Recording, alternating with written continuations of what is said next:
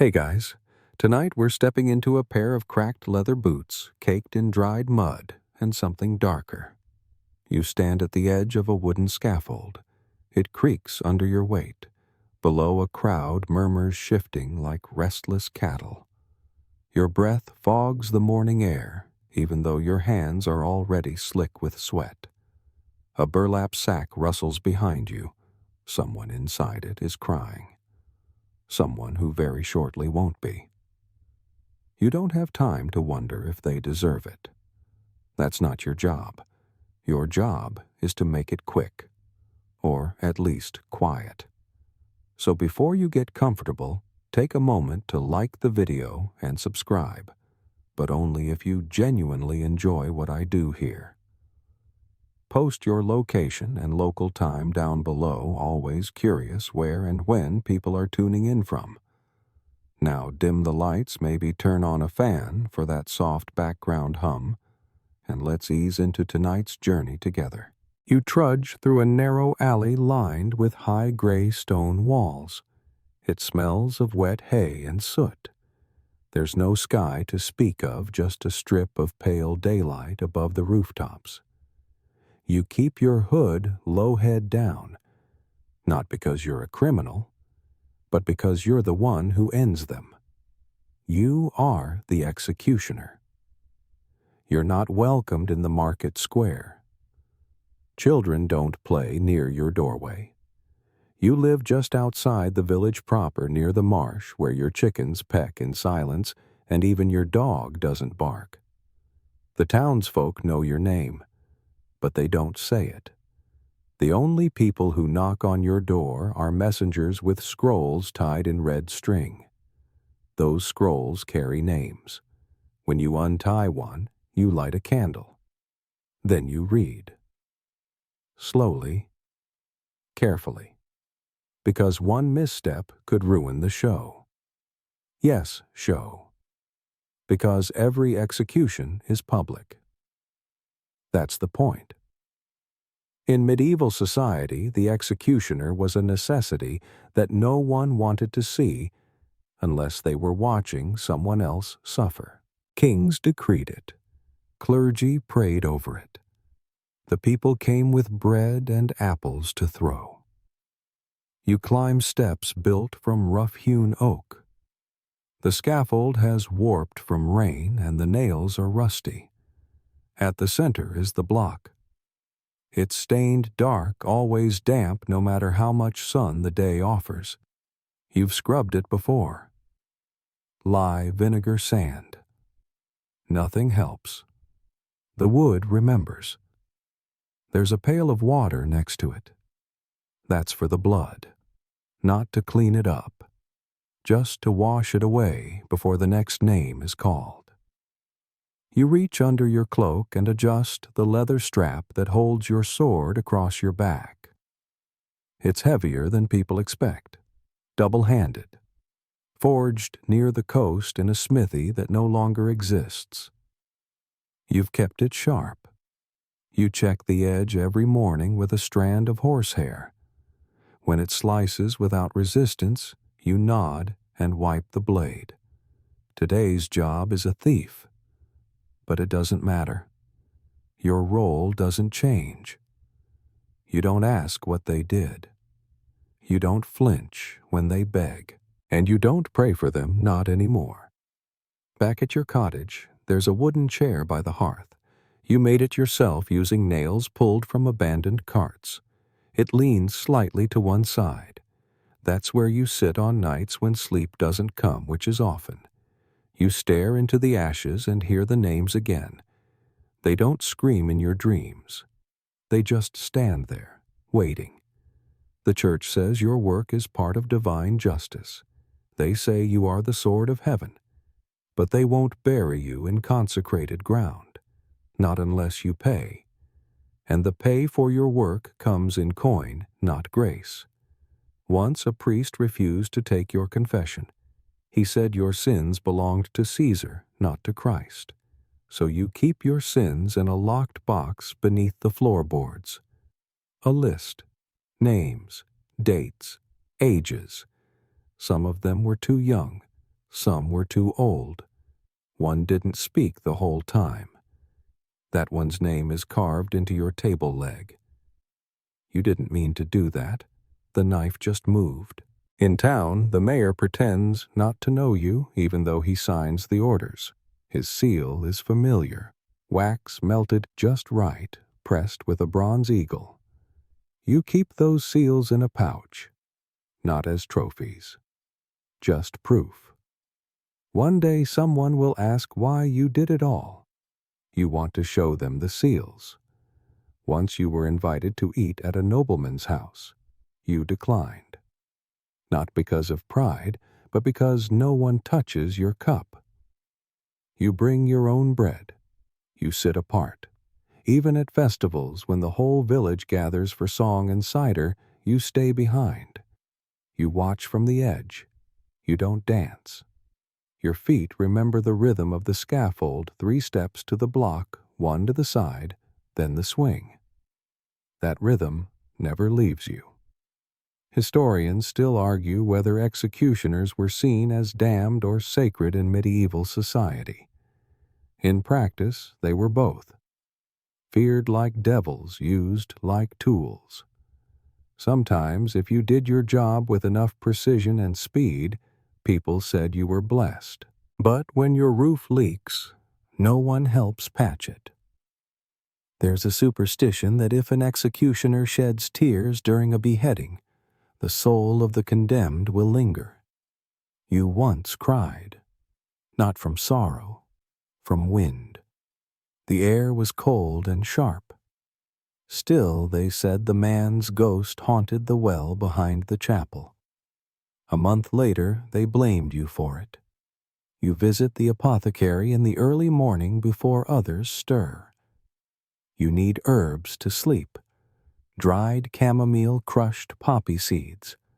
The apothecary hands them over silently, not meeting your eyes. Once he gave you the wrong herb, something that made your limbs shake.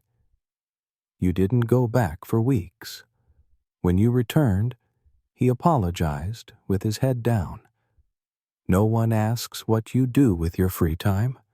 You carve small wooden animals, badly.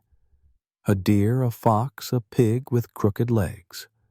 They sit on your windowsill like guards. One morning, a crow knocked the pig over. You didn't pick it back up.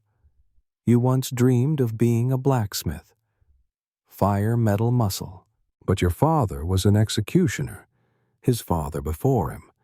It's not a trade, it's a lineage. No one wants the job, but someone must do it. And tonight, that someone is you.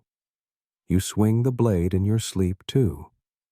You hear the crowd gasp, then silence. Always silence after the act.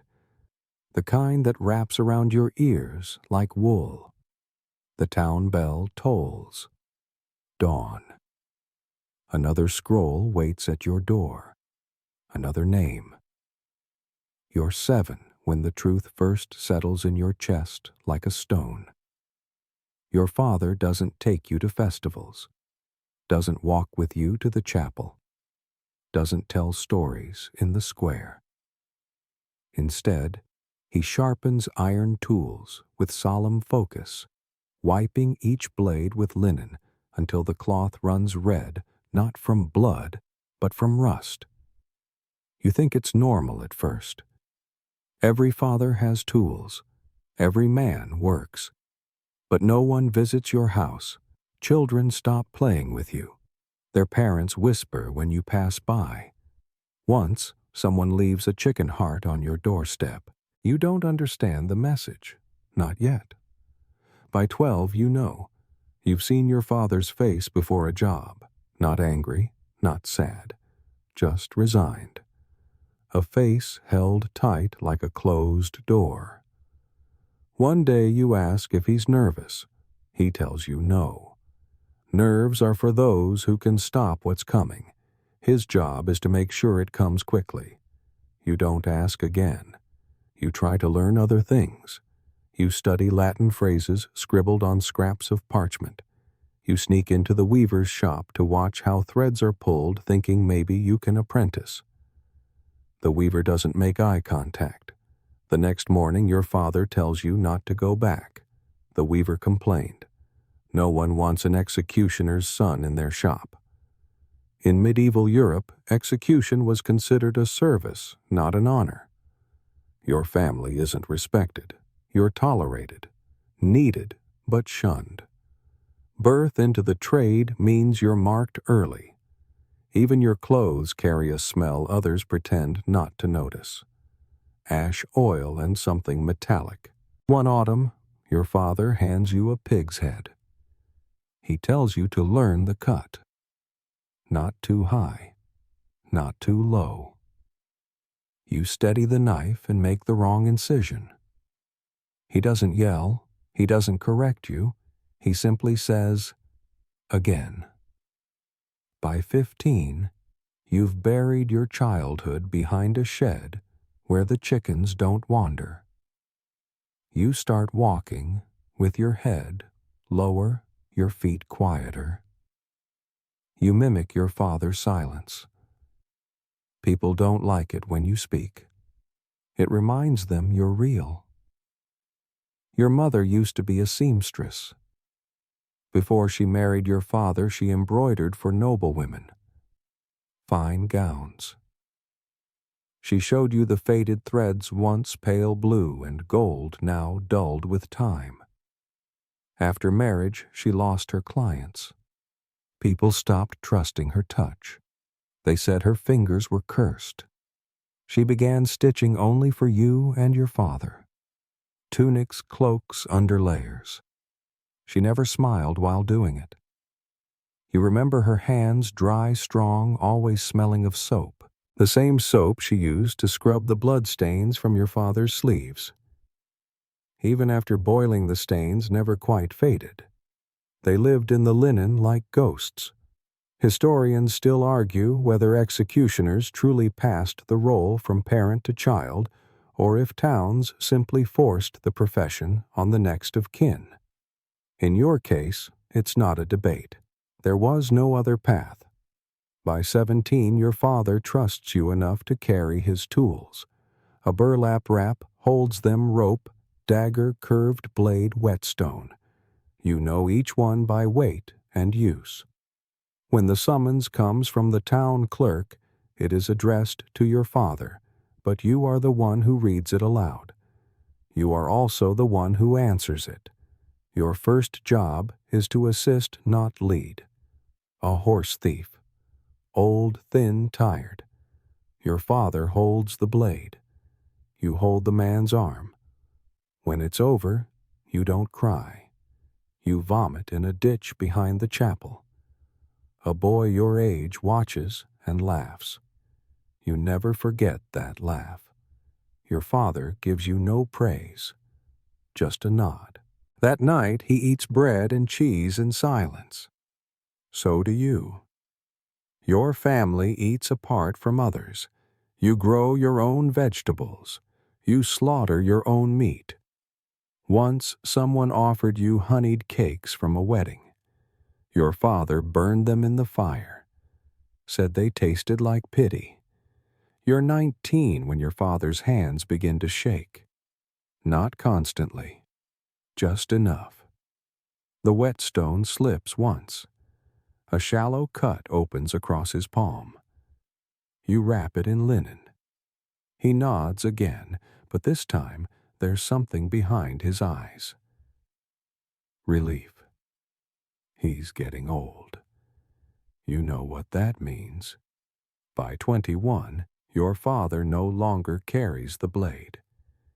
He watches from the edge of the scaffold, eyes narrowed, arms crossed. You take the platform. The crowd is restless, but you don't hear them. You hear your heartbeat. You hear the wind. The prisoner looks at you, pleads. You swing. One blow. You clean the sword, carefully wiping each groove. Then you place it back in the leather sheath and descend the steps. Later that night, your father pours ale into 2 mugs. You drink by the fire. He doesn't say a word. Neither do you. In the years that follow, you take the role fully. Your father spends more time staring at the wall than speaking. Your mother sits beside him threading needles that no longer have work. People stop referring to you by name. They call you him. The headsman. The blade. That one. Your name disappears slowly like soap in water. Once a woman from out of town tries to speak to you kindly. She asks your name. She offers bread. You say nothing. She does not return. There's a superstition now. If you speak the executioner's name aloud, it brings misfortune. You let them believe it. After all, your name hasn't been used in years. You climb the scaffold as the sky hangs heavy with low clouds. The wood beneath your boots moans like an old door soft from decades of rain, blood, and sun. A few loose nails catch your eye. You make a mental note to hammer them back in later. You've stopped hoping someone else will do it. You reach the top and take a slow breath. The scent here is familiar now. Stale blood. Wet pine. Rope that has absorbed more sweat and suffering than any living man should. Every execution leaves a residue not just in your memory, but in the wood itself. The block is older than you, carved thick from ash stained to near black with the past. You've oiled it, scraped it. Nothing helps. The wood remembers everything. The groove where the neck rests is worn shallow by countless throats. If you press your ear to the grain, you swear it would hum with voices you've tried to forget. The stench never quite leaves. It clings to your cloak, your hands, the soles of your boots. People pass you in the street with a wrinkle of the nose even when you've scrubbed yourself raw. The scent follows you like a shadow. Down below, the crowd gathers slowly. Children sit on shoulders. Vendors hawk bread and apples and meat pies. For some, this is their only entertainment all month. You watch a woman unwrap a handkerchief to reveal pickled eggs. A man bites into a radish. It's just another public gathering for them. You shift your weight and glance toward the holding cart. The prisoner is inside, arms tied, head down. He hasn't moved in 15 minutes. You wonder if he's already fainted, or accepted it. The cart driver wipes his nose on his sleeve board. He's seen this before. Too many times. A clerk steps up with the scroll, unrolling it with ceremony. He clears his throat, voice projecting across the square. The charges. The sentence. The will of the crown.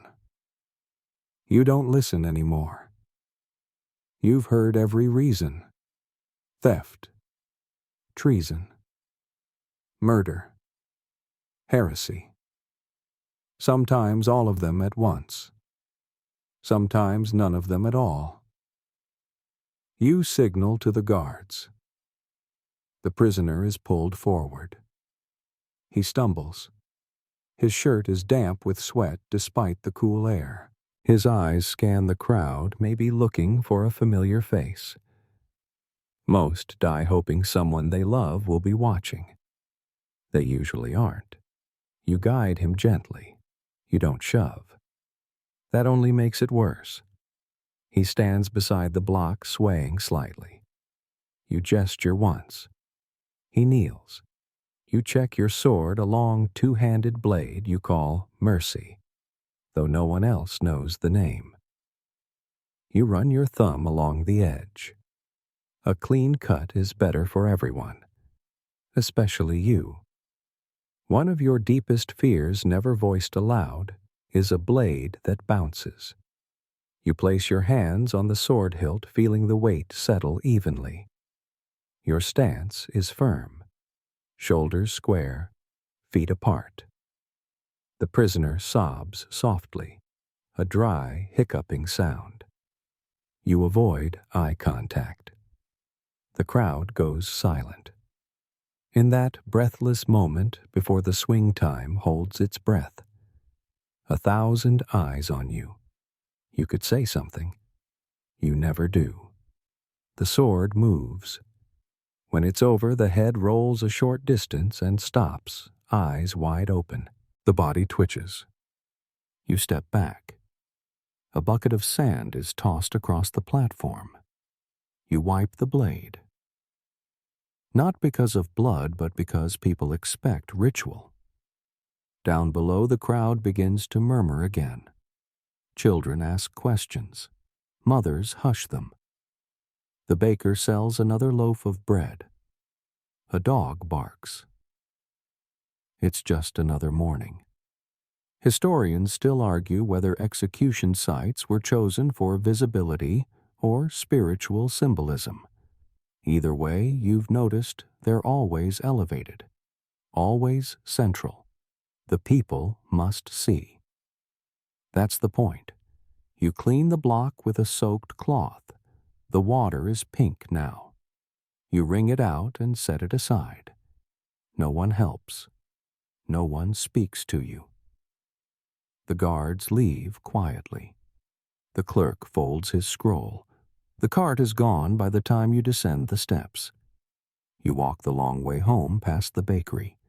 You smell fresh loaves, crisp crusts. Your stomach growls, but you don't stop. You still remember the time you tried to buy bread and the shopkeep dropped it on purpose, said it had fallen. Couldn't sell it now. Told you to leave. You left. You always leave. Your home is half a mile from the village. A crooked fence, a sloped roof. The door sticks in spring. You step inside, set down your cloak. The silence greets you like a friend. You strip to your undershirt. The basin waits near the hearth.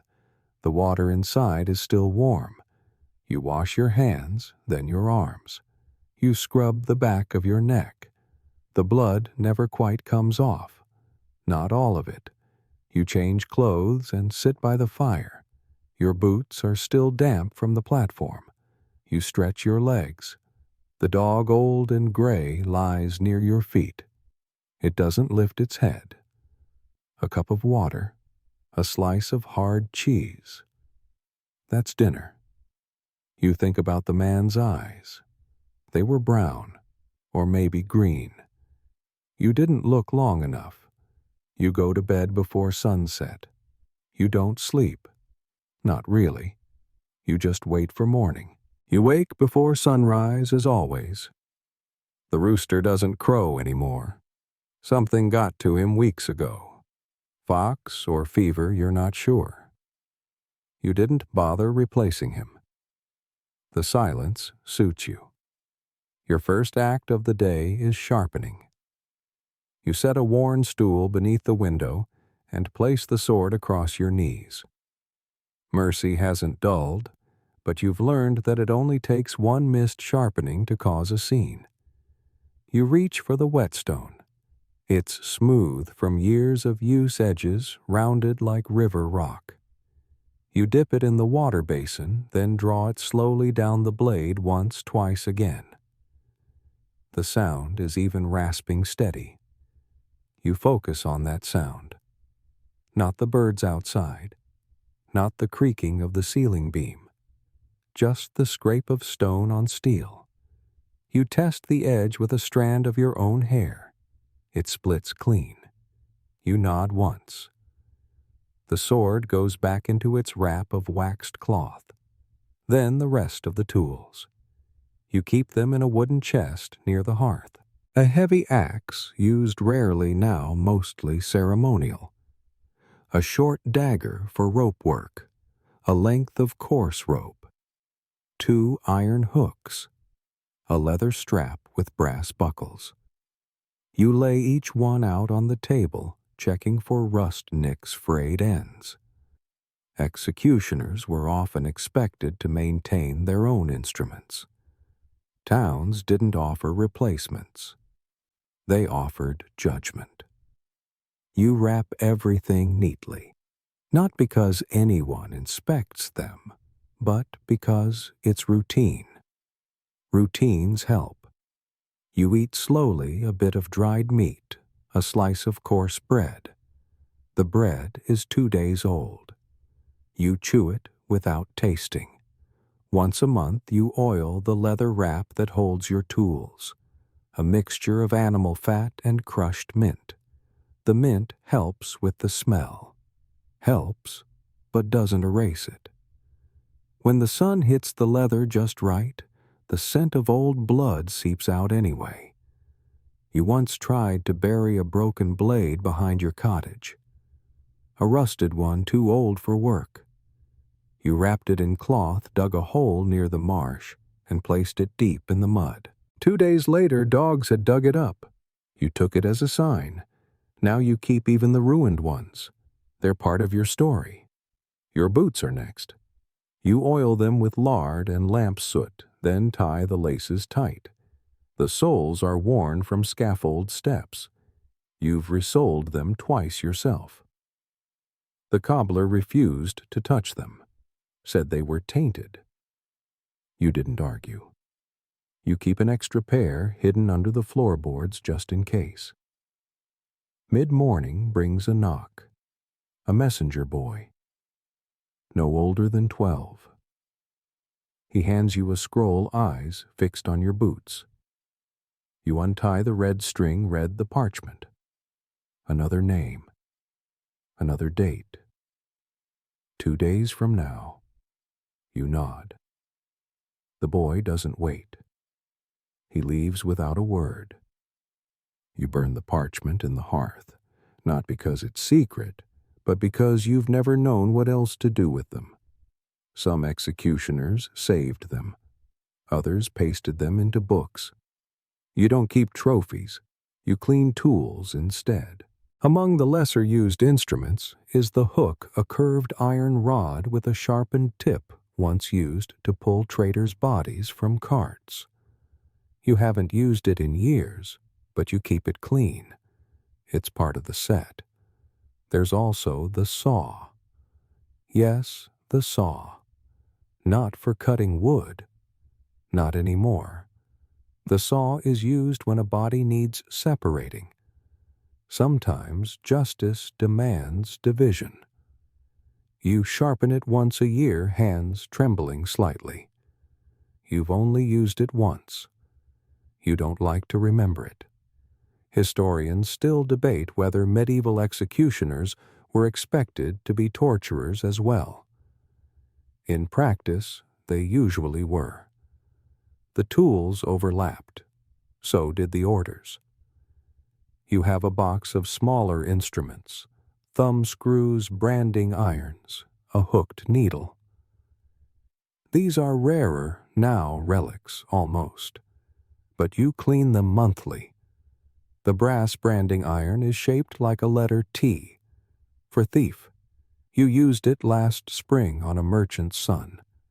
His screams echoed off the chapel walls. Later the priest gave you a coin to ease your conscience. You threw it into the river. You keep your tools under lock. Not because you're afraid of theft. No one would dare touch them. But because locking them makes it feel less like they're part of you. A routine. You set the chest aside and take out your cloth. Coarse linen soaked in a vinegar solution. You wipe the blade handles, the leather wraps, even the rope. The vinegar burns your fingers, but it dulls the smell. When you're done, you sit. The fire crackles low. Outside, the wind picks up.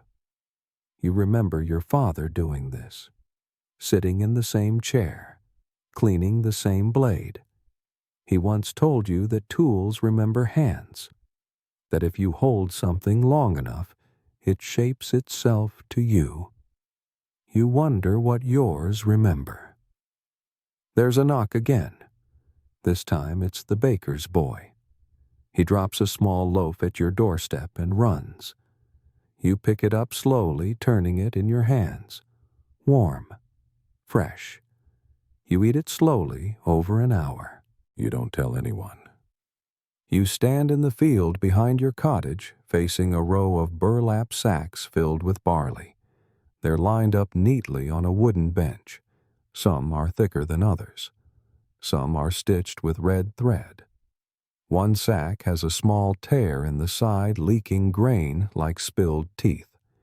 You take 2 steps back, raise the sword, and swing. The blade slices through the first sack with a soft, muted sound. Barley sprays out like dust in sunlight. You lower the sword, take a breath, and repeat. Swing, reset, swing, reset. It's practice. You've been doing this for years, but you still practice. You must. A clean cut is your only salvation. If you falter, hesitate, misjudge, or swing too shallow, the blade can bounce. It's happened before. Once is too many. You remember that man. His name was Thomas.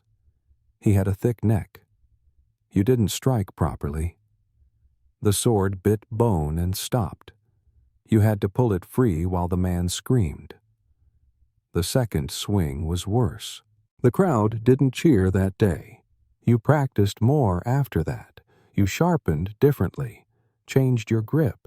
You adjusted your foot stance slightly wider now, and you started using barley sacks, because flesh has weight, and swing matters. The sword isn't light. Mercy weighs almost 4 pounds.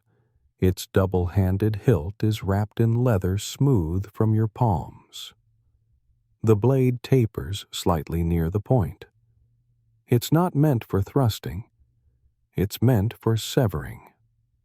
Executioners in the medieval period often prided themselves on precision. 1 swing meant respect. 2 meant shame. More than 2. That was cause for rumors, whispers, sometimes even riots. You swing again. The sack splits neatly, barley falling like rain. You nod, not with pride, just with awareness. You clean the blade and rest it against a stump. Your shoulders ache, but you don't stop. You collect the empty sacks and refill them. Barley isn't cheap, but it's cheaper than failure. Your dog watches from under the tree, tail still, eyes alert. You don't speak to him. He doesn't need words. He's seen you swing enough times. You take a break. Your shirt clings to your back. The breeze is welcome. You sit on the stump and pull a tin flask from your belt. Water, flat, warm, but better than the well. The last time you drank from the village well, someone spat in it while you waited your turn. You don't go back. You remember your father teaching you about swing angles, about gravity. He once said, "Let the weight do the work. You guide, the sword delivers." He was right. You check your wrists. A faint bruise on the right. You'll bind it later. For now, you return to practice. Swing, reset. Swing, reset. Each motion is deliberate. Each breath measured. You're not fast. You're not strong. But you're steady. You pause. There's a sound. A bird in the brush. A cart on the road. You wait. The sound fades. You lower the sword. Tomorrow's execution is a nobleman. Highborn, caught in a plot. The town whispers about it, though no one says it aloud. You don't care. The neck is a neck. But nobles are difficult. They expect decorum, clean wood, no rope burns. They expect mercy to be more than just your sword's name. You'll need to sand the block again, just the top, just enough to smooth the grooves. You'll sweep the platform twice. You'll wear the cleaner tunic, the one without the patch. Nobles don't like patches. Historians still argue whether nobles received more dignified executions or if the spectacle remained the same. In truth, it depended on the town, on the clerk, on how many people were expected to watch. Tomorrow, the crowd will be large.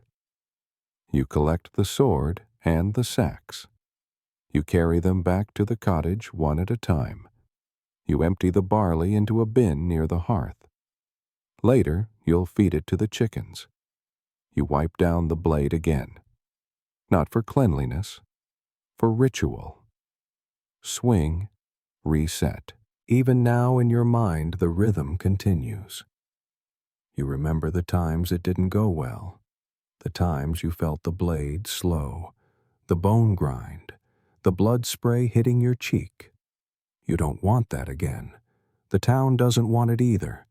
The townspeople don't like you, but they need you. They don't want to look at you, but they'll look if you fail, and they'll speak if the blood pools wrong. You polish the sword one last time. You set it down flat on the table. The blade catches the light. A thin, perfect line. You nod once. Tomorrow must be one swing. Only one. You arrive 2 hours before the crowd. The scaffold creaks beneath your boots, dew still clinging to its planks. You bend down, run your palm along the block. A thin layer of dust clings to your skin. You brush it off. Today is for the nobility. You brought the sandpaper, coarse linen wrapped around a block of wood. You kneel and begin smoothing the top of the execution block. The grooves from the last death are still there, subtle but visible. Nobles notice things like that. They expect dignity even in death. You scrub slowly, methodically. The wood resists at first, then yields. You clean in straight strokes, not because anyone will inspect it, but because it's part of the role. The crowd doesn't see this part. They only see the result. You wipe the surface with a damp cloth. The stain remains. It always does. But the top is even now, smooth, ready. You rise and sweep the platform.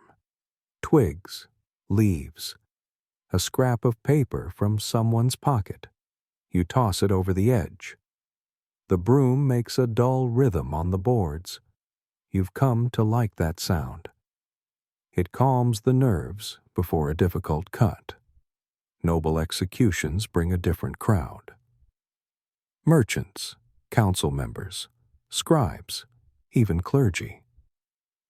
You notice a man with a fur collar arriving early. He has a walking stick but doesn't need it. He wants to be seen, wants to be part of the spectacle. They all do. You descend and walk behind the platform where your tools are neatly laid out. The sword wrapped in cloth, the dagger oiled and clean, the rope coiled like a sleeping snake.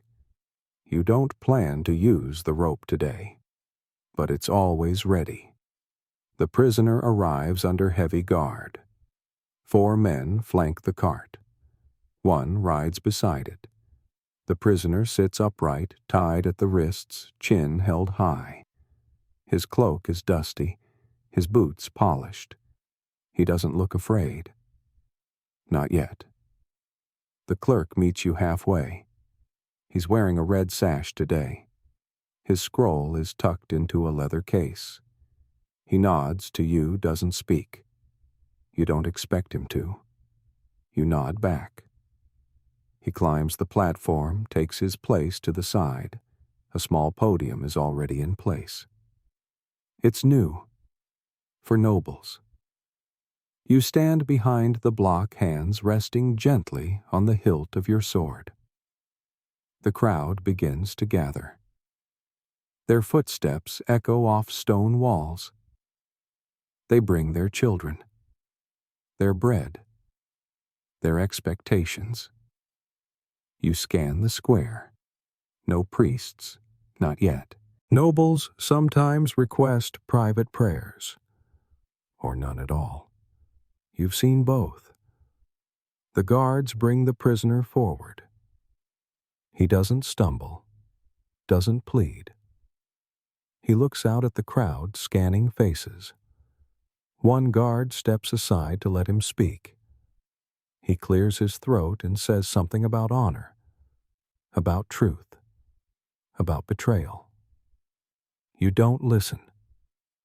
You watch his posture, his neck, the tilt of his shoulders. He kneels without prompting. His hands remain bound. He bows slightly. You step forward. The clerk begins reading.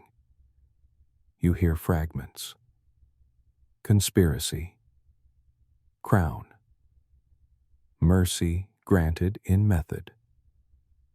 The words blur. You've heard them before. You remove the cloth from the sword. The blade gleams. A long, narrow edge. You test it with your thumb. The skin breaks. Just a dot of red. Enough. You grip the hilt and take position. The crowd quiets. Even the wind seems to pause. You step behind him. Measure distance with your eyes. You've done this enough to know exactly where to stand. You raise the sword. You swing. One clean cut. The head rolls to the side, eyes open, mouth slightly parted. The body slumps forward.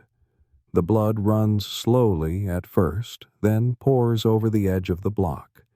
You wait 3 seconds, then step back. 2 guards remove the body. One places the head in a cloth sack. The clerk rolls up the scroll. He nods once and descends. The crowd begins to disperse. Some shake their heads. Others nod. A few children cry. One woman clutches her husband's sleeve and stares at you. You look past her. Historians still argue whether executions served justice or spectacle in medieval towns. But the silence afterward always says more than the cheers before.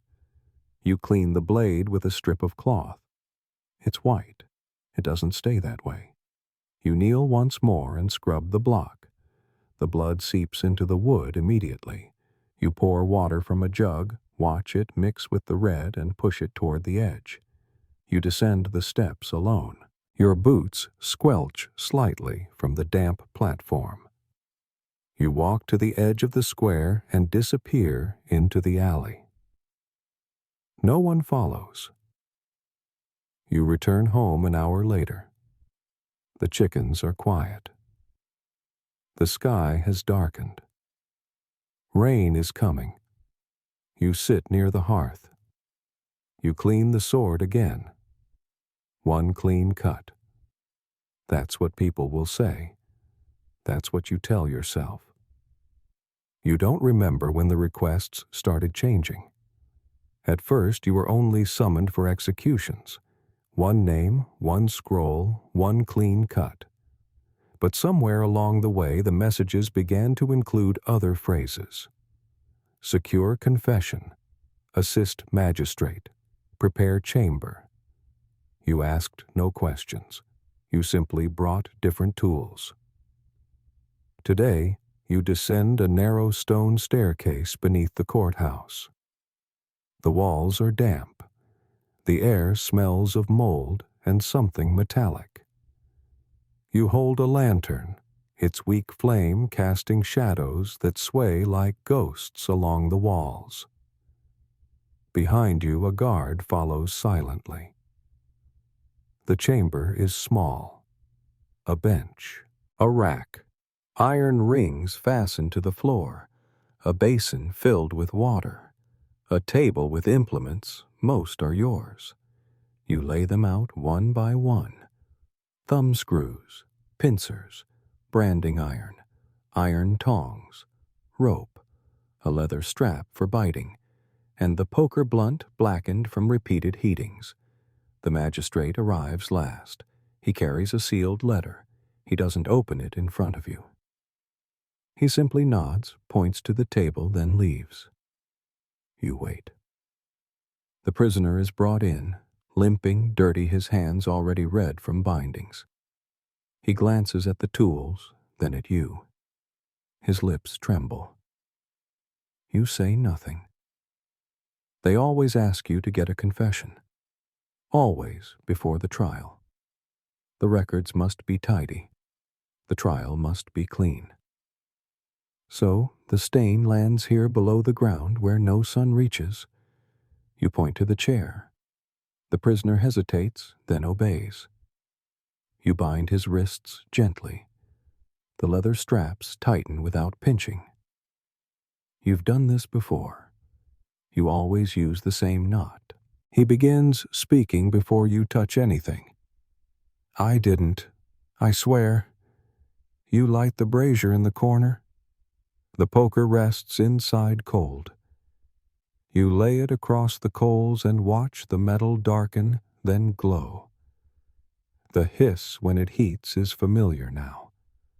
A sound that lives behind your teeth. You pick up the thumb screws. Hold them in your hands. Not yet applied, just held. Their presence alone is often enough. Please. You still don't speak. You move slowly. Place the poker back. Choose the rope instead. Loop it around the man's ankle, tying it to the floor ring. You tighten it. He winces. You reach for the tongs.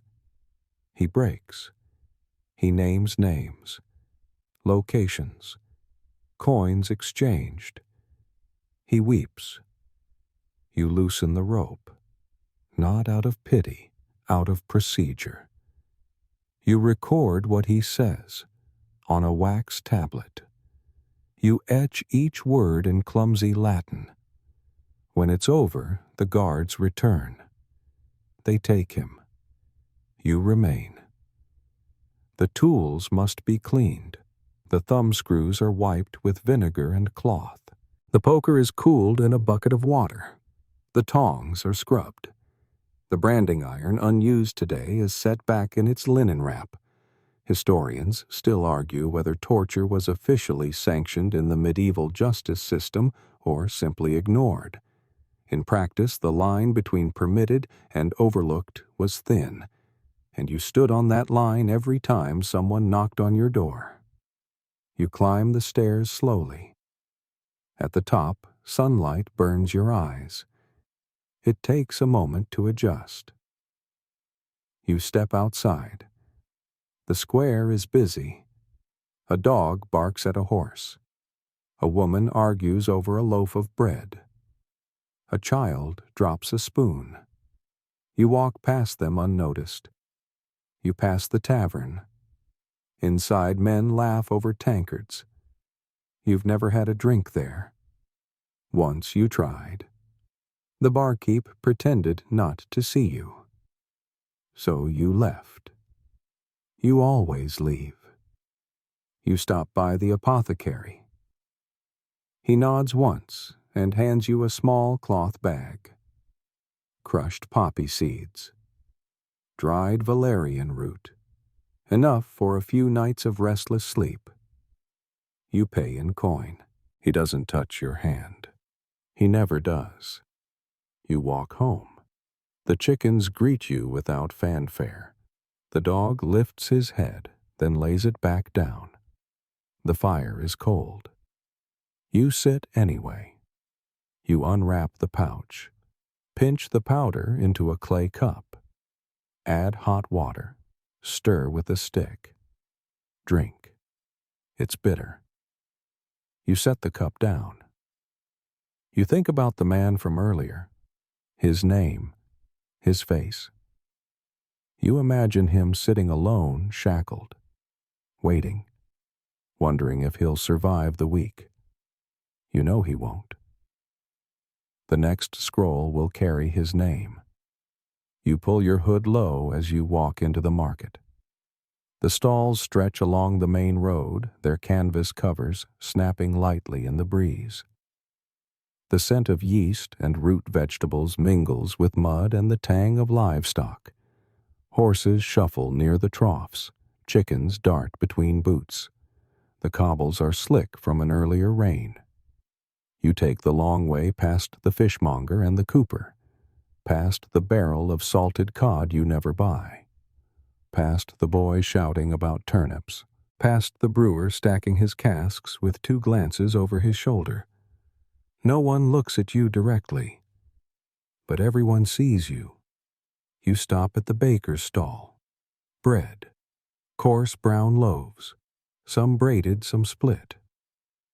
The baker, a man with flour in his beard, doesn't meet your eyes. You lay down the coin. He picks up the smallest loaf, wraps it in cloth, and sets it at the edge of the table. You take it and nod once. He doesn't respond. You turn. Behind you, a woman murmurs to her daughter. The girl stares wide-eyed until the mother tugs her away. You keep walking.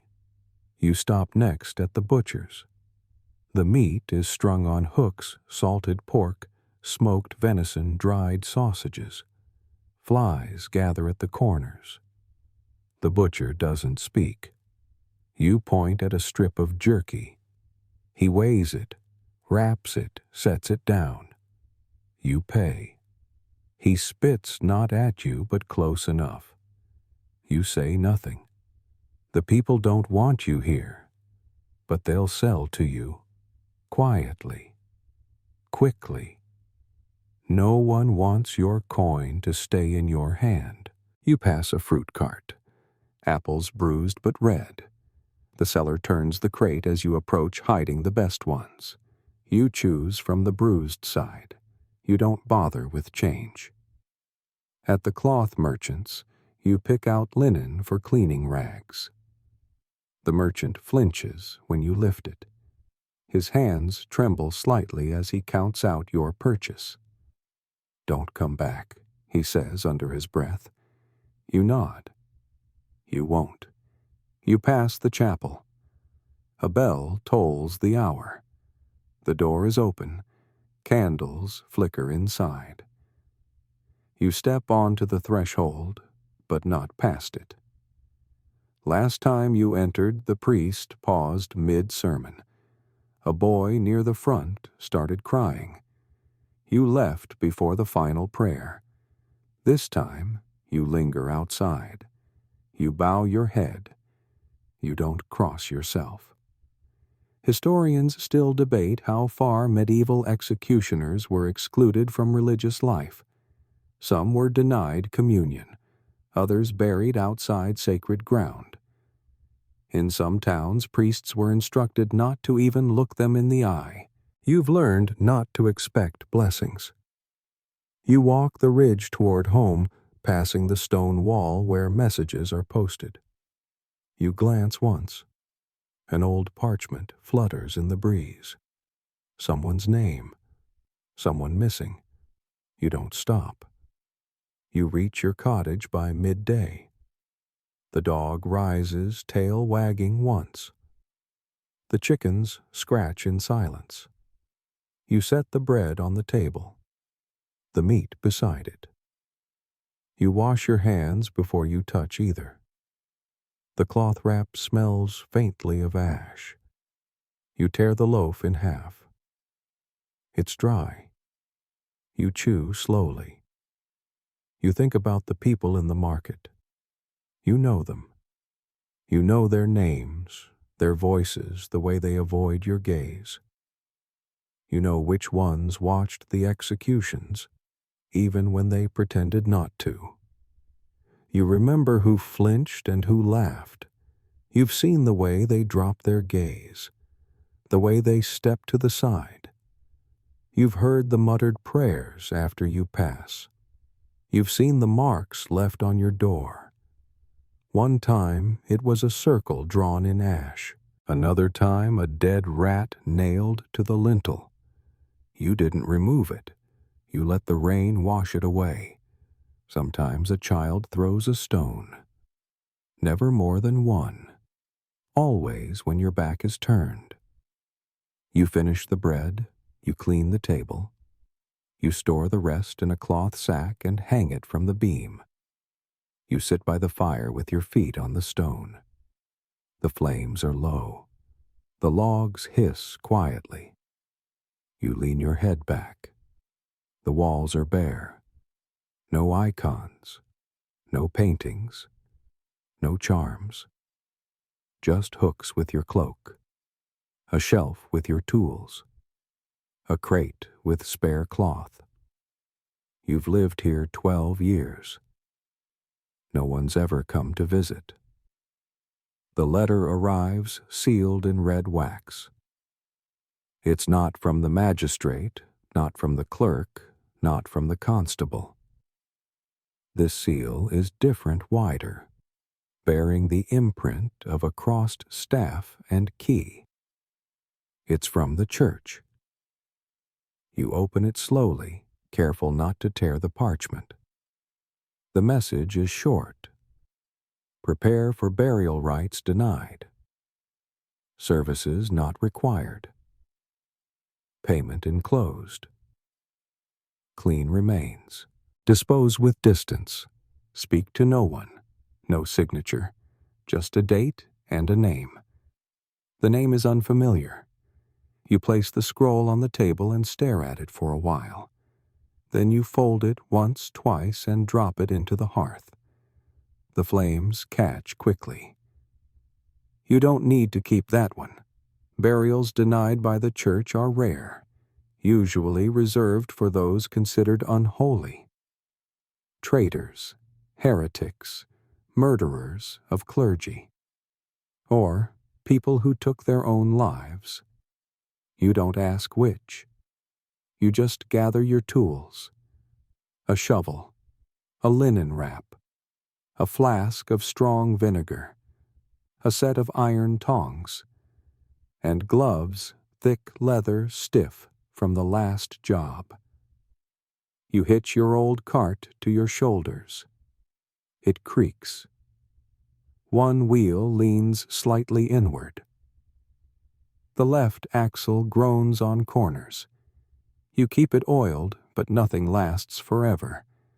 The body waits in the barn at the edge of the field. They always leave it there. You open the doors slowly. A shaft of dusty light falls across the straw. He's wrapped in rough cloth, but you can see the outline of his limbs. Stiff. Cold. The flies have already found him. You douse the linen in vinegar. It masks the smell. Somewhat. You lift him carefully, not because of reverence, but because of necessity. If he falls apart, you'll have to clean it. You tie the wrap closed at both ends, then hoist it into the cart. You don't know who he was. You don't need to. You walk. The path to the burial field is narrow, lined with stones. The grass is short here, often grazed by deer.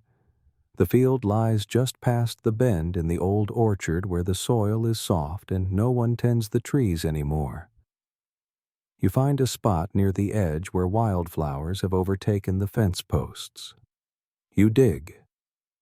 The soil is damp, black, clinging. The shovel blade slices through roots and clay. Each shovelful lands with a soft thump beside you. The hole grows slowly, methodically, until it's 4 feet deep. No need for 6. Not for this one. You lower the body in. No words, no gestures, just weight and silence. You cover him, shovel after shovel. The earth flattens above him like it was never touched. You place a stone at the head, not for memory, for warning. You mark nothing. You return home as the sun lowers your boots caked with mud. You store the tools back in their chest, the gloves you burn.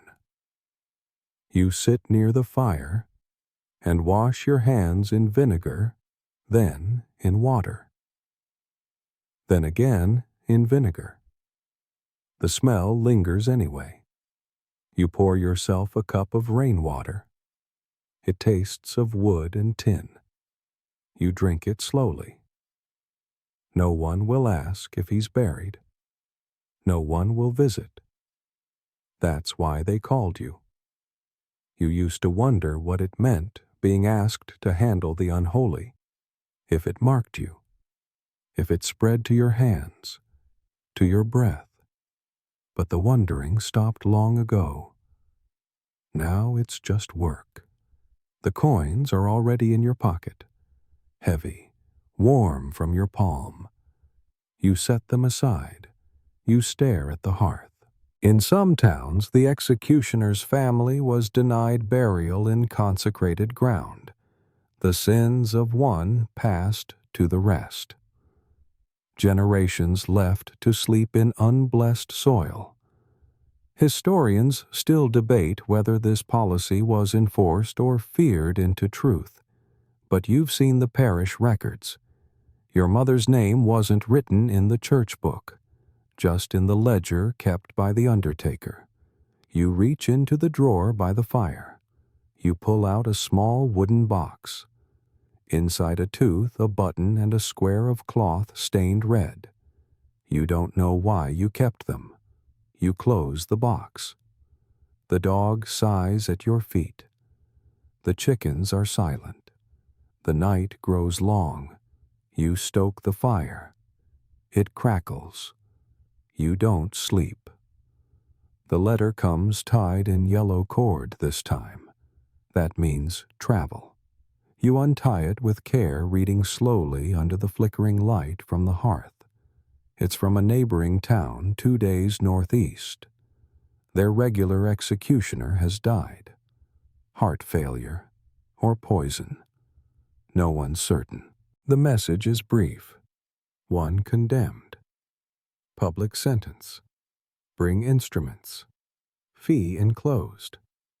Lodging arranged. Do not delay. You set it down.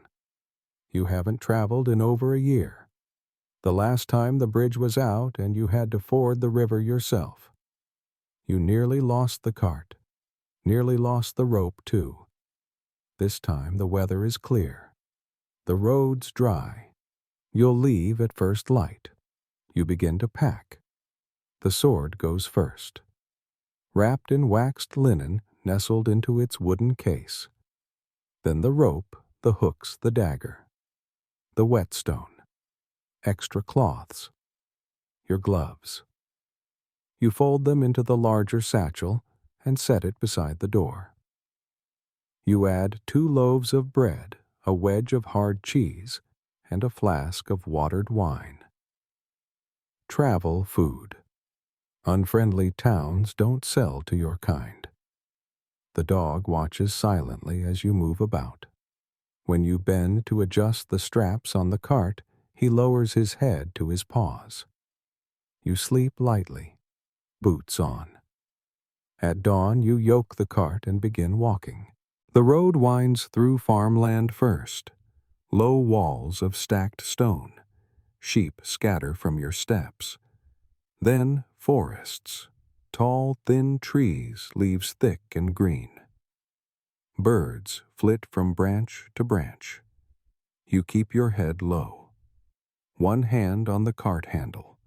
One hand near your hip. You pass 2 men on the road just before midday. They nod, but not in greeting. They keep their distance. You hear one whisper, "Executioner." The other spits. You're used to that. At nightfall, you reach the first weighhouse, a small building with a clay roof and a split door. The keeper eyes your satchel but doesn't ask. He points to a cot in the corner. You nod and sleep without speaking.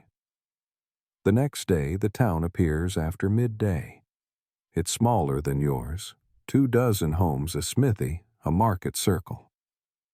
The scaffold stands on the southern edge, already half assembled. You see the hammer marks, the rope uncoiled but unused. You find the steward at the town hall. He's young, nervous, fidgets with a quill as he hands you the details. The prisoner is a miller's son, caught stealing grain and assaulting a noble. Death by sword, public. You ask where the lodging is. He points to the barn behind the blacksmith's. You nod. That night you sleep beside the forge, the scent of smoke heavy in your lungs. No one brings food. You eat what you brought. You sharpen your blade in silence. The execution is scheduled for morning. At dawn, the square fills. The scaffold groans as you climb it. The platform boards are uneven. One leans sharply to the right. You adjust your stance. The prisoner is brought forward. Young, barely 20. Thin, hair matted with sweat. He trembles. His mother screams from the crowd. A guard restrains her. You don't flinch. You speak for the first time in days. Kneel. The boy collapses more than kneels. You lift the sword. The sun catches on the blade. The crowd falls silent. One clean strike. The head rolls. The body slumps. The mother screams again. You wipe the sword with a cloth. You step down without expression.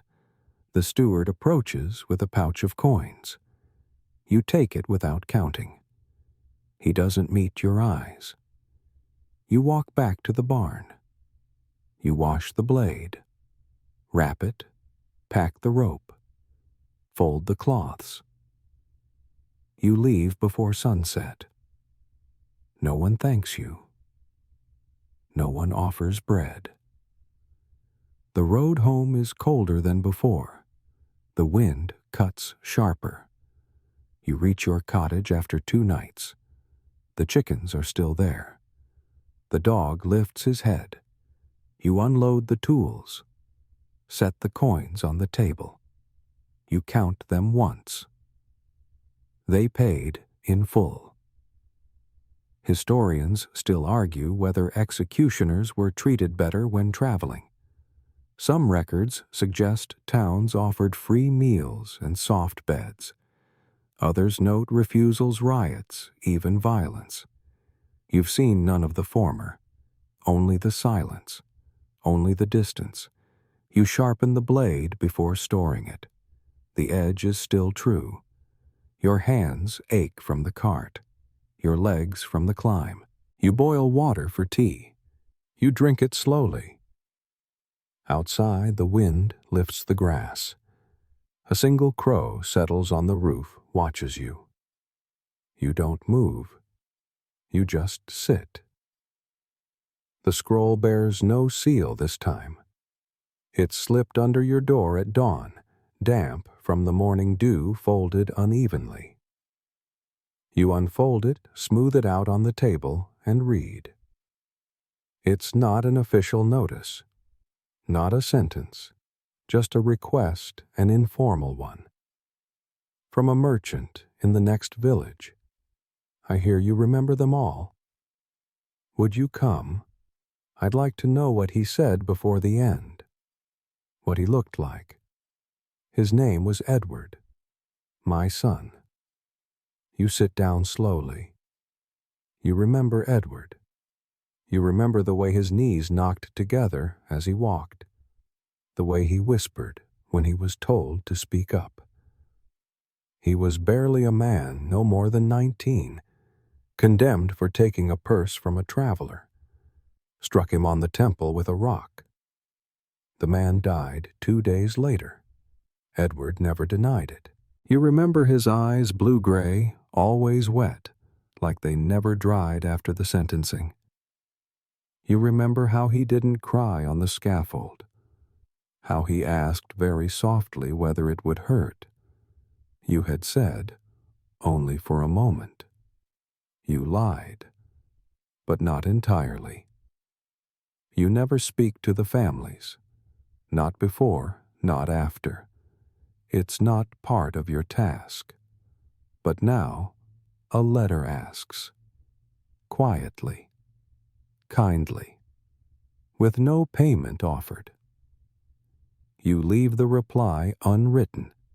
Instead, you sit with your ledger, a worn book of pages bound in leather. You don't keep it as a record for others. It's yours. Inside are names, just first names. No crimes, no locations, no dates, just names. Each one takes up a line. Each line is written in the same hand, the same ink. After every entry, a small mark, a vertical stroke. You don't know why you make them. Edward's name is there. You remember the ones who screamed, the ones who cursed, the ones who sang, the ones who collapsed before the blade touched them. You remember the woman who asked to be blindfolded but then lifted it just before the swing. You remember the man who forgave you before you even raised your arms. You remember the goat. Yes, the goat. It was a market day execution. A petty thief who'd escaped twice. He wasn't important. The crowd was drunk noisy. As you stepped down, a goat wandered onto the scaffold. It sniffed the body, then the head. Then it started chewing on the man's toe. The crowd laughed. You didn't. The image stuck with you longer than it should have. You wrote the man's name in your ledger. Then you drew a tiny hoof beside it. There are pages in the back filled with faces. Crude drawings, just outlines, hairlines, eyes, some with open mouths, some closed. You don't show this to anyone. You hear that executioners elsewhere drink themselves into forgetting. Some go blind before they're 50. Some vanish into forests, become hermits, leave the blade behind. You have never left. But sometimes in winter, when the wind moves just right through the cracks in the walls, you swear you hear voices. Not screaming, not cursing, just asking. Historians still argue whether executioners carried the emotional burden of their work or if they became numb to it. Records are silent on this point, but silence doesn't mean peace. It means no one wanted to ask. You step outside, let the dog out. He limps on his right leg now. Arthritis, probably. You feed the chickens, change the water patch, the fence. The sun is low, pale gold through bare branches. You sit beside the fire with the ledger open on your lap. You read through the names again. You stop at Edward. You close the book. That night, you walk half a mile down the road, past the bend, past the old mill. You stop near the crossroads, where a stone marker stands. You remove a small token from your cloak, a wooden coin carved with a cross. You place it under a flat rock near the base of the marker. No one will know it's there, but you will. Then you walk home. No one sees you. No one ever does. You dream of bone, not blood, not flesh, just bone. The blade hits and doesn't pass through. It catches. You pull it back. You swing again. It strikes harder, makes a sound you'll never forget, like wet wood cracking. The crowd gasps. You swing again. This time it breaks. The neck bends. The skin splits. The bone resists. You wake with your jaw clenched. The fire has gone out. The room is cold. Outside, the wind moans through the trees. The dog stirs once, then settles again. You rise and light a candle. Its small flame dances as you sit by the hearth rubbing your shoulder. You remember that execution. You remember it too well. The man was large, thick-necked, heavy with muscle. A smith, accused of stealing tools and assaulting a guard. No confession, no remorse, just silence. You struck once. The blade sunk shallow. You struck again, and again. The fourth swing finished it. Afterward, the crowd didn't cheer. They muttered, whispered. One man shouted, "He deserved better." The guard didn't intervene. You didn't reply. You just cleaned the block. That night, the townspeople painted symbols on your door. You scrubbed them off at dawn. But the mark stayed longer in your mind. You sharpened your blade twice that week. Practiced on logs, on rope, on barley sacks. You even considered finding pigs again, but the butcher refused to sell to you. You trained harder after that failure. Swung until your arm shook. Changed your angle. Strengthened your grip. But you never forgot the noise, the crack of bone. Historians still debate how often medieval executioners botched their work. Some records mention failed attempts. Others are curiously silent. But every town had stories. Every family had a name they remembered too well. You remember several. The girl who fainted before kneeling. You had to carry her to the block. The old man who begged you to swing low. He had arthritis in his neck. Said he didn't want to die with pain. The boy who asked if his mother was watching. You lied. Said no. You told yourself it was mercy. There was a woman who sang. Softly. A hymn. You didn't recognize the words, but the melody stayed with you. She sang right until the end. You hesitated for half a breath before swinging. You never hesitated again. You stare into the flame. Your hand trembles slightly. You grip the arm of the chair until it stops. The next morning you walk to the scaffold. It's been 3 days since the last execution. The bloodstains are fading but still visible. You pour water over the block scrub with coarse sand. The stain lightens but doesn't vanish. They never do. You oil the hinges. The trapdoor works, though it sticks when wet. You hammer down 2 loose boards. Wipe down the guardrail. Retie the ropes. The crowd doesn't think about these things. But you do. Your hands know every nail. Every notch, every squeak. The platform is as familiar as your own home. Once a man fell through too soon. The trapdoor slipped. His leg broke on the edge. You had to end it early on the ground with the dagger. The crowd panicked. One child threw up. The clerk left mid-ceremony. That night the mayor sent you a bottle of wine. No note. You poured it out. You don't drink. You never have. You finish your inspection and descend the steps. The chickens greet you. The dog limps to your side. You sit on the porch blade resting across your knees. You wipe it with linen. 1 stroke. 2. You stare at your reflection in the metal. It's faint. Warped. But there. You look away. You leave your tools behind and walk toward the river. It's a narrow path lined with nettles and low stone walls. The ground is soft, spongy underfoot.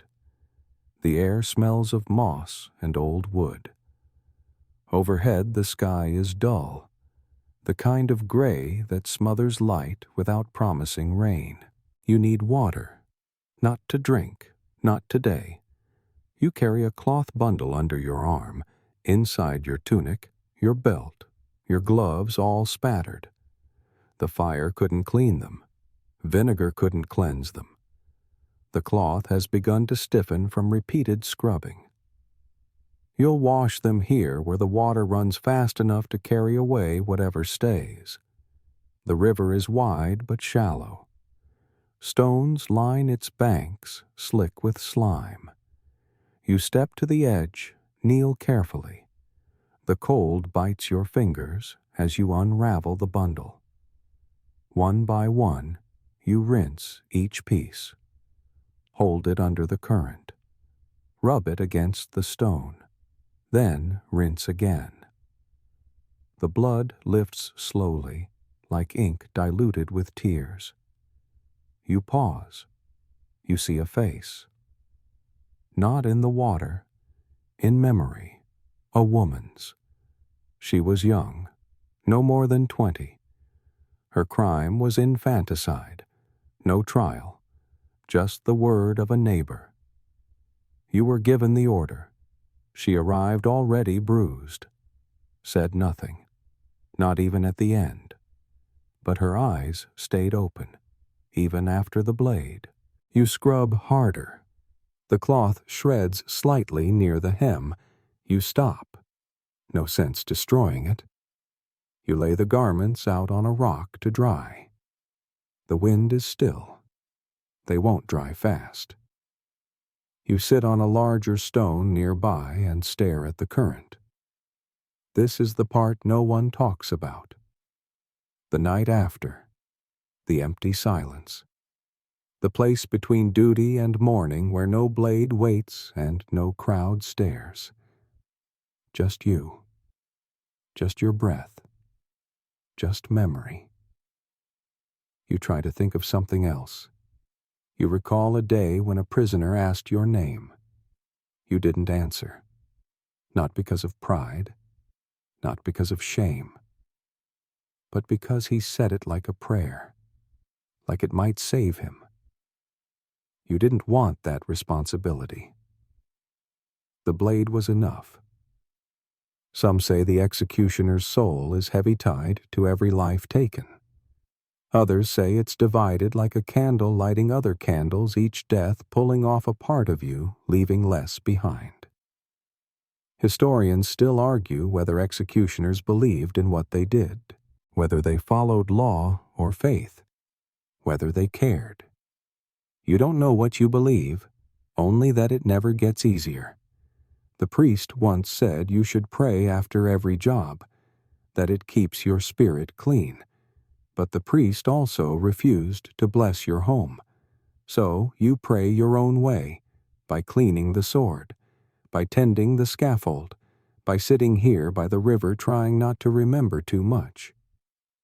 You gather the clothes once the wind picks up. They're damp, but cleaner. You fold them neatly and place them back in the cloth wrap.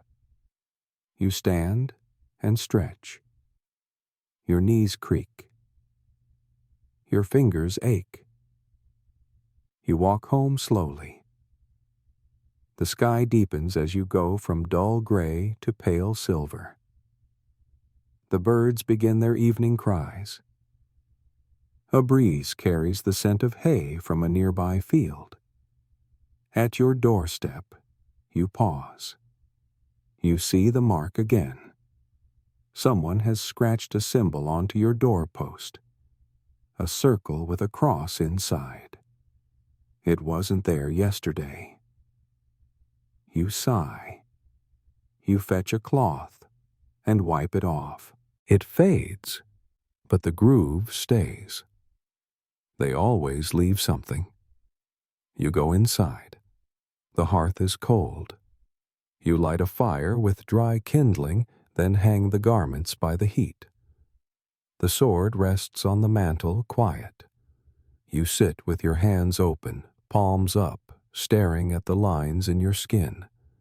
They've deepened over the years, cracked, darkened in places. You wonder if the stains go all the way down. You wonder how long the eyes will keep visiting you in dreams. You wonder what's next, but only for a moment. Then you rise and start boiling water for tea. The morning is quiet, but not peaceful. You feel it in your bones before the knock even comes. The silence that hangs too heavily. The wind that doesn't stir the grass. The dog doesn't move from his spot, but his ears twitch. He senses it too. Then comes the knock. Not the usual firm rap of the town messenger. This one is cautious. A pause between each tap. You open the door and find a boy standing there. Barely 15. Pale eyes, wide hands, trembling. He doesn't speak at first, just hands you the scroll. You take it without a word, unrolling the parchment. It's from a village 3 miles west, one you haven't been to in years.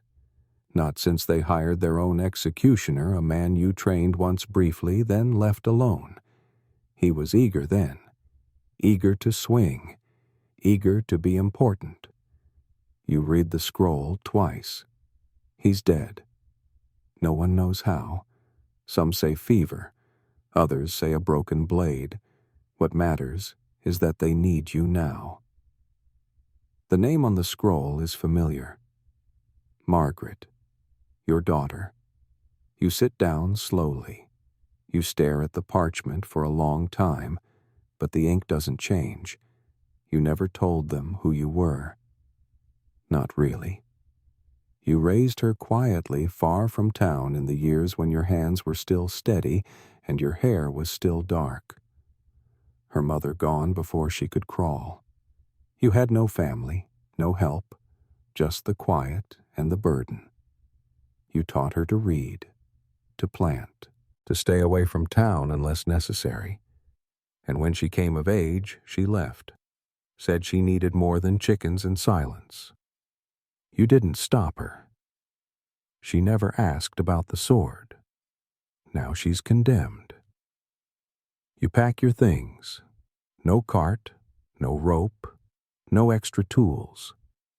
Just the sword. Just the cloak. You leave the chickens unfed. The dog watches as you pass the gate.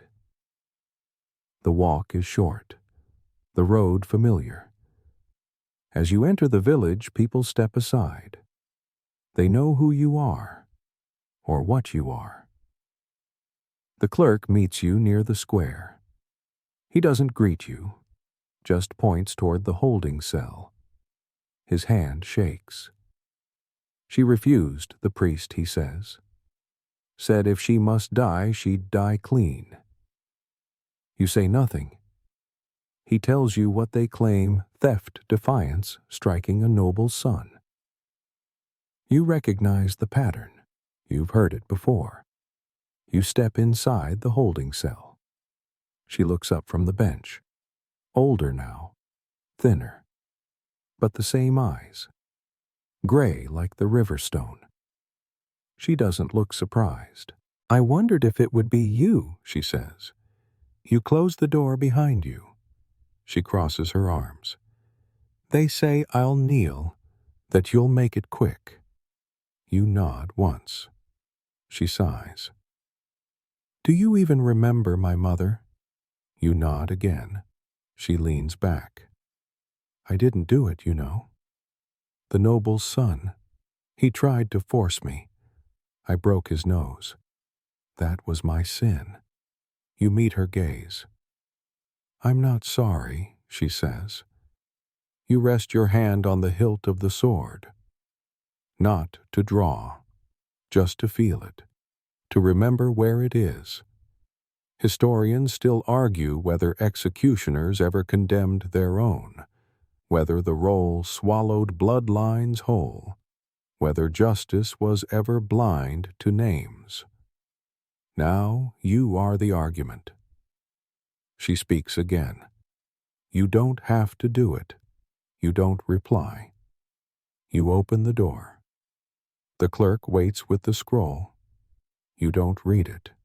Instead, you walk past the scaffold, past the square, to the far field where the gallows frame was being built. You stare at it, then at the clerk. She's not yours to take, he says. You shake your head once. She's not yours to kill you. Reply. You return to the holding cell and tell her to go. She stares at you. You open the back door. No one sees her leave. You return to the village square. You burn the scroll in the fire pit. You sit beside the unlit scaffold and wait for sunset. No one speaks to you. You sleep on the stones. The next morning you walk home. The dog greets you with one bark. You hang the sword on its hook. You feed the chickens. You sit by the fire. Your hands are still. He shows up just before dusk. A boy, no older than 17. Thin frame, broad shoulders, calloused hands. He carries nothing but a small cloth bundle tied with string and a wide-eyed silence. You see him approaching from the edge of the road, the sky behind him washed in gray and orange. He stops at your gate, hesitates, then lifts the latch without asking. The dog doesn't bark. You're on the porch, sharpening the old knife you use for trimming rope. The blade is dull. You've been working at it for an hour. You watch the boy approach, but don't rise. He clears his throat. You're him, right? The one with the sword. You nod once. I'm supposed to learn. You set the knife down on your lap. He looks around the yard. The hens in their crooked coop. The bent fence. The half-filled water barrel. His eyes settle on the sword resting by the door, still sheathed, still clean. He adds, They said I'd stay here, that I'd help, that you'd teach me. You study him. He doesn't flinch. You gesture toward the stool across from you. He sits. The first day you say nothing. You hand him a broom. Point to the scaffold. He walks the road alone, the handle tapping his shoulder. He returns 2 hours later, face, red hands, blistered. You nod. The next day, you have him clean the tools.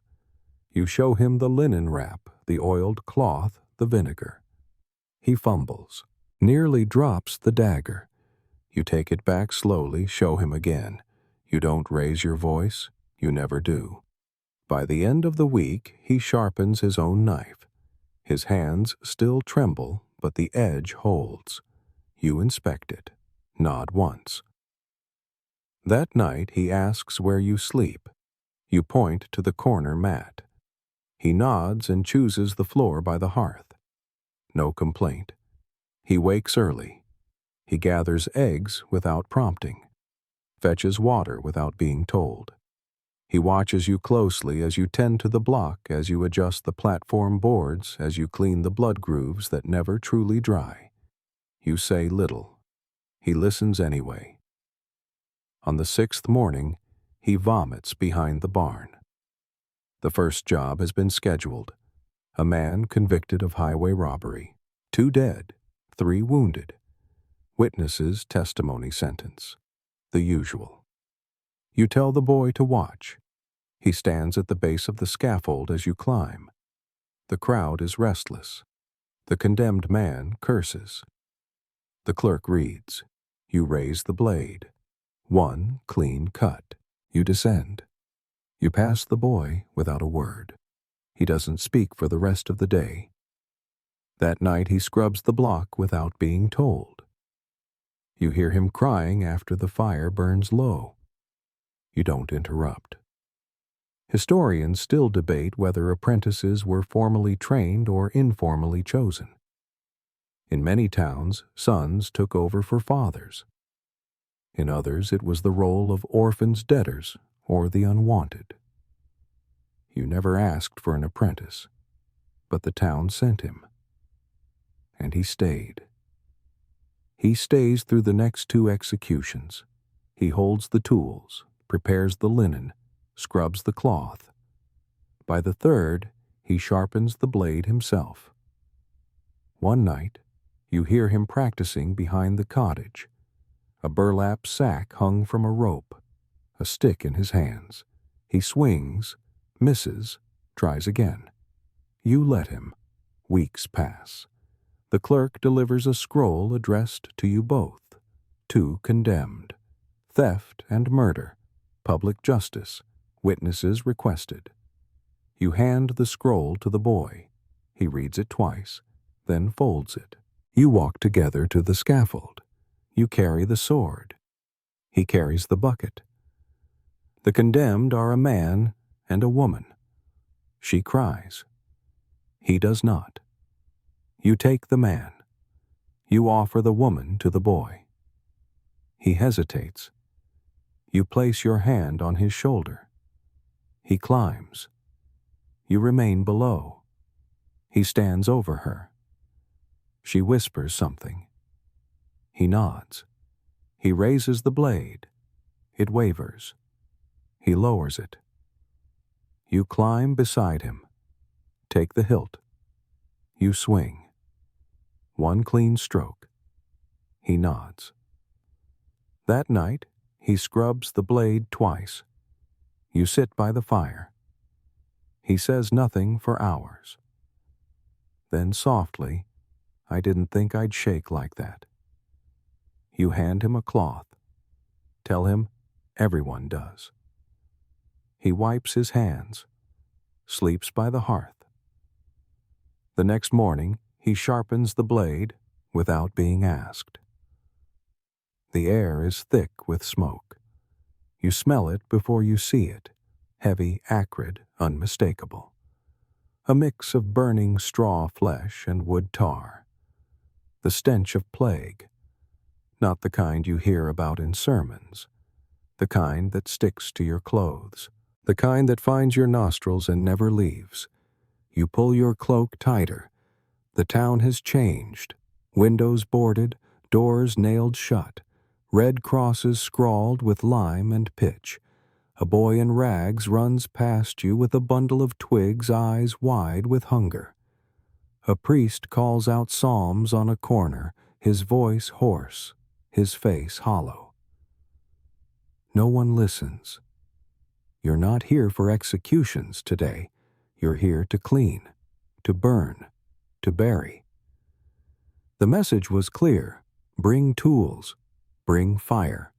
Bring no questions. The apprentice walks beside you. His face is pale, wrapped in cloth, soaked in vinegar. He carries a sack of lime. You carry rope and hooks. At the town gate, 2 men wait in masks, long-nosed leather filled with herbs. They point without words. You follow. The first house is small, already charred halfway through. Inside, the bodies are piled under a broken table. A family of 4. They don't move. They don't smell like people anymore. You don't speak. You begin with rope. You loop it under arms, around legs, through doorways. The boy helps gagging once, then recovering. You pull them onto a sheet of canvas, drag them outside, stack them on the cart. The fire starts easily. The wood is dry. The smoke rises slowly. The bodies crack and fold inward, limbs curling like scorched parchment. You pour lime on the earth. At the next house, you find 6 bodies. One still warm, a child, maybe 5. You carry her out yourself. The boy watches, but does not speak. By midday, the cart is full again. You take them to the field beyond the chapel. The graves are shallow. Too many dead for digging deep. You drop them in one by one with care, but no ceremony. You cover them in lime. You pour in water from a barrel to speed the reaction. The soil hisses. You return to the square.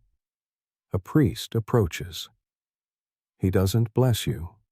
He doesn't meet your eyes. Just hands you a note. 3 more homes. 2 of them burned. 1 still untouched. You find the door unbarred. Inside silence. A man sits in a chair, eyes open, head tilted. Dead. Beside him, a woman on a mattress. Still breathing, barely, covered in sores. She looks at you. Her lips move dry and cracked. You step forward. She lifts one hand, pointing to the knife on the table. You hesitate. The apprentice steps back. She mouths one word. Please. Historians still argue whether mercy killings happened during plague outbreaks. No official records mention them. But the stories are passed from town to town. Quietly, in hushed tones and lowered eyes. You pick up the knife. You move to her side. You press the cloth over her face first. Hold it there until her limbs stop moving. Then place the knife back on the table. Outside, no one sees. The boy stands at the doorway, fists clenched. You wrap both bodies in sheets. You tie them with rope. You carry them out. The fire burns until night. You sleep beside the pyre. No one thanks you. No one pays you. The next morning another cart arrives, this time from another village. More bodies, more lime, more silence. You work until your hands blister, until your back bends, until your breath comes ragged. The boy doesn't complain. You burn through 4 pairs of gloves. 3 ropes snap. You rest only when darkness swallows the fields. Back home weeks later, you bury your old cloak. You can't remove the smell. You sit by the hearth. The boy stares at his hands. They said this job was blood, he mutters. You hand him a clean cloth. He doesn't take it. He just whispers, "That wasn't blood." You nod once. It never is. The summons comes by horse this time. Not a letter, not a scroll. A man on horseback rides up your path. Cloak, muddy boots, caked eyes, sunken. He doesn't dismount. Just hands you a folded sheet sealed in wax. The emblem is unmistakable. A crescent moon with 3 stars. Witch trials. You unfold the message. Come prepared. 3 women. Guilty by confession. Burned by law. You don't look up at the rider. You nod once. He wheels the horse and gallops away. You sit down on the porch step. The sun is low red on the horizon. The chickens cluck softly. The dog groans as he stretches. You haven't burned anyone in years. It takes a different set of tools. The apprentice watches you from the side of the house. You hand him the scroll. He reads it, slowly, then again. They confessed. He asks. You don't answer. You both know what that means. They confessed because they had no choice. Witch trials are louder than executions, less clean, more questions, less truth. You pack the cart with rope iron rings, hammers, nails. You take your smallest blade for cutting cloth. You take 2 barrels of pitch, 1 bag of straw, 1 of dry pine branches. The sword stays behind. The ride is long and dusty.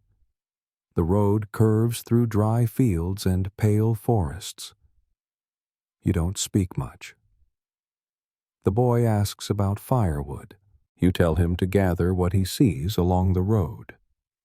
When you arrive, the town square is already half crowded.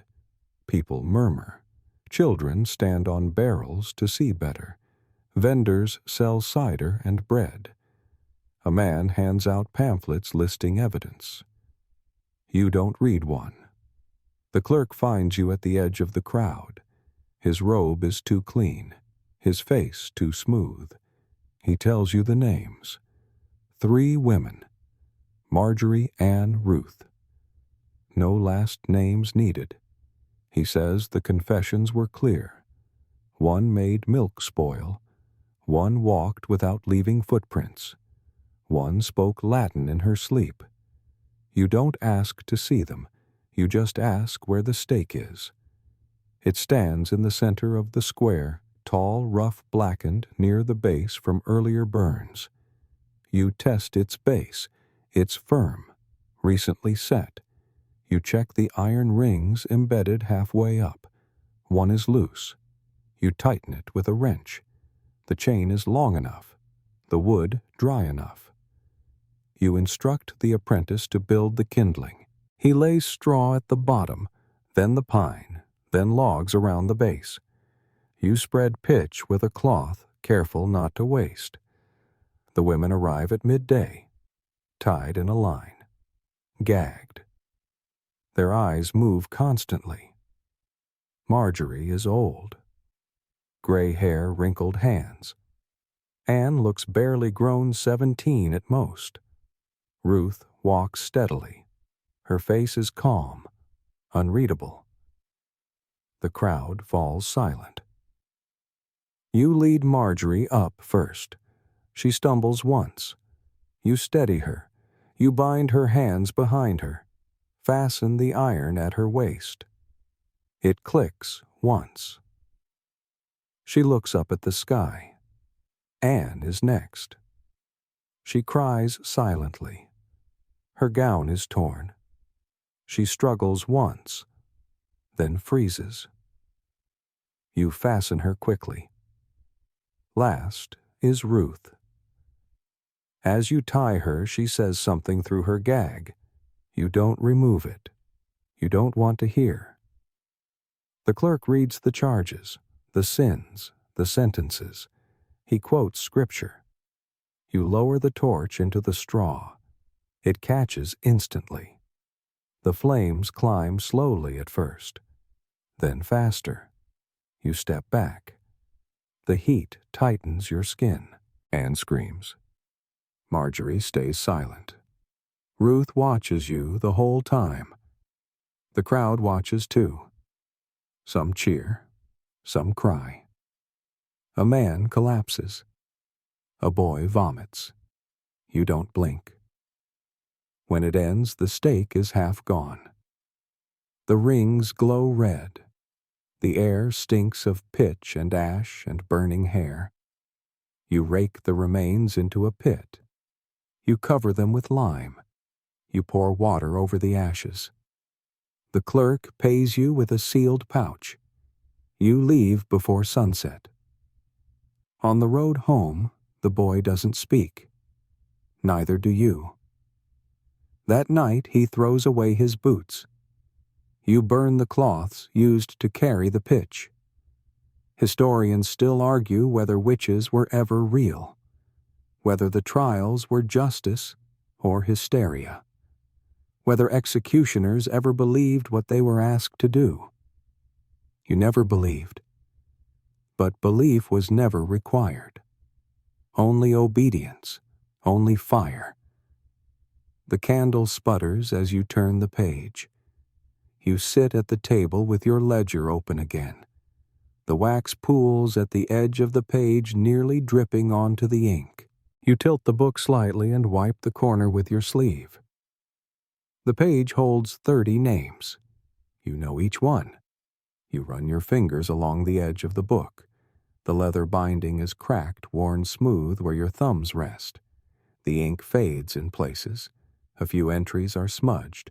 One page bears a ring-shaped burn from a hot mug of tea. You never wrote why. Only who. You stare at a name, Halward. He was different. He thanked you. Right before you lifted the blade, he smiled. Said, "Do it properly."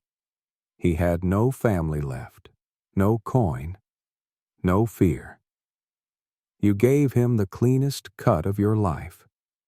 You think of all the names, all the moments that filled the spaces between those letters, and you wonder what history will say about you. Some will say, monster. Others will say, servant. Most will say nothing. Your apprentice now sleeps in the smaller room, formerly your tool room. He laid a straw mat there last week unprompted. He keeps it swept, keeps his blade in a cloth roll beside the whetstone you gave him. He no longer flinches at blood. He still winces at screams. Yesterday he asked what would happen to you when he takes over. You told him you'd still sharpen blades, tend chickens, patch the scaffold steps. He didn't laugh. He just nodded.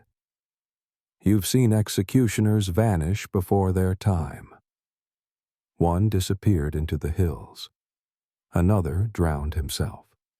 One simply walked away after a misstrike left the sword in the mud. They say he became a woodcutter. You doubt it. Some are remembered for botched jobs, others for spectacular ones, but most forgotten. Historians still argue whether executioners were documented intentionally or whether they slipped through the records by society's willful blindness. Parish books sometimes omitted their deaths. Tax records referred to them only by job title. Grave markers were rare. You've made arrangements. A patch of earth behind the cottage, far from the fence.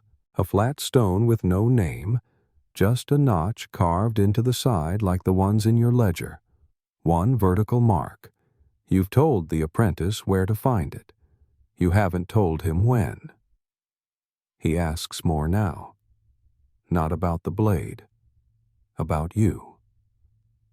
Why you never speak to the priest. Why your house is always so clean. Why you don't own a mirror. You answer some questions with silence. He understands more than he did. This morning he repaired the pulley on the trap door without asking. The scaffold boards creaked less beneath your boots. You lit a lantern for no reason, just to see the flame. Sometimes when you sit alone in the yard, you hear footsteps, but when you look, no one is there. Sometimes you wake before the sun and swear you hear names whispered near the hearth. Always names you remember. You've never feared death. Not really. But you do wonder what they'll say when yours comes. If anyone will come to see. If the boy will stand where you stood.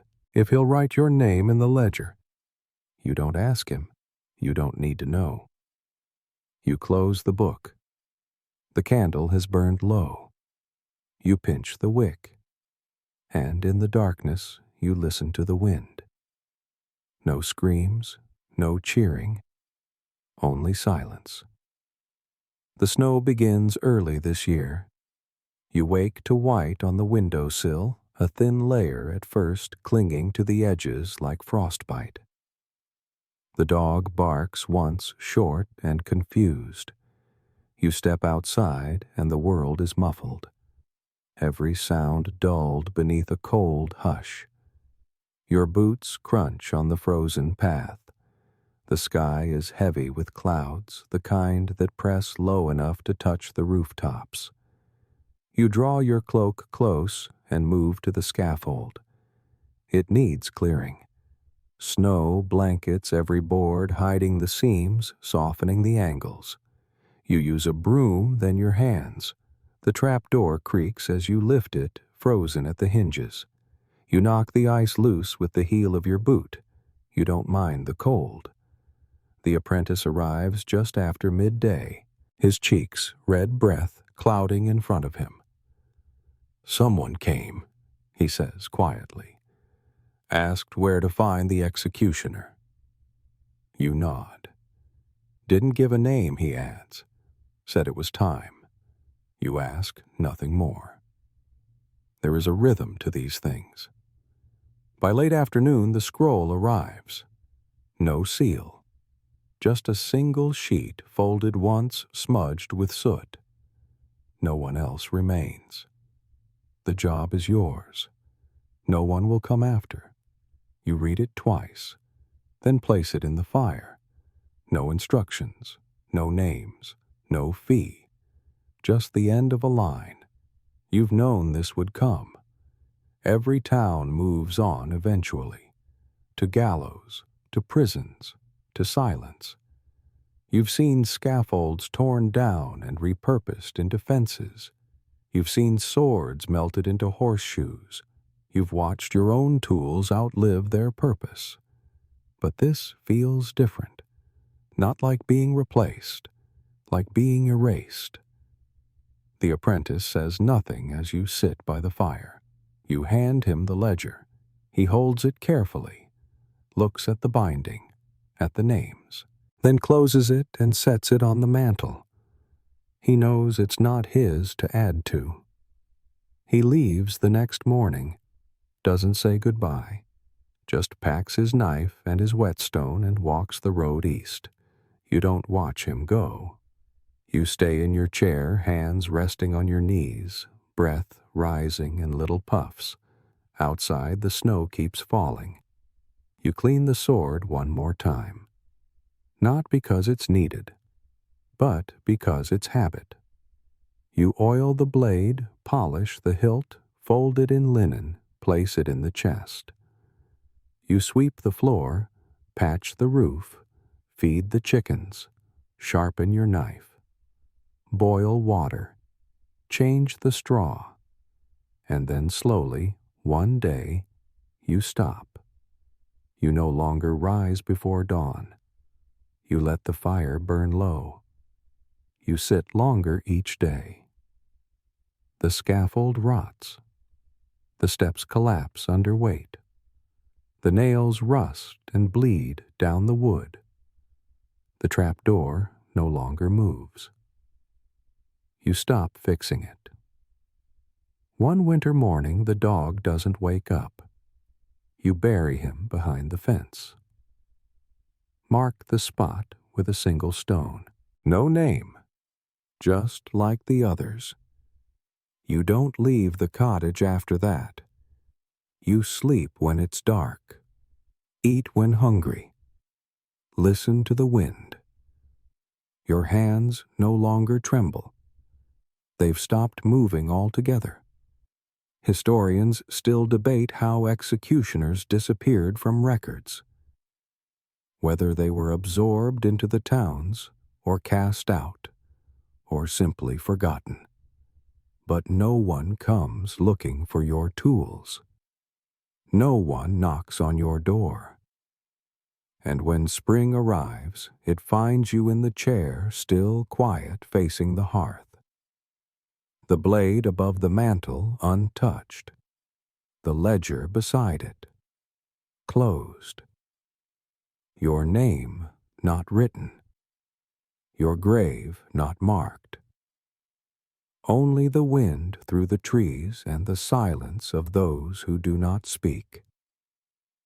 The cottage stands quiet now. The chimney no longer smokes. The garden grows wild, overrun with thistle and fern.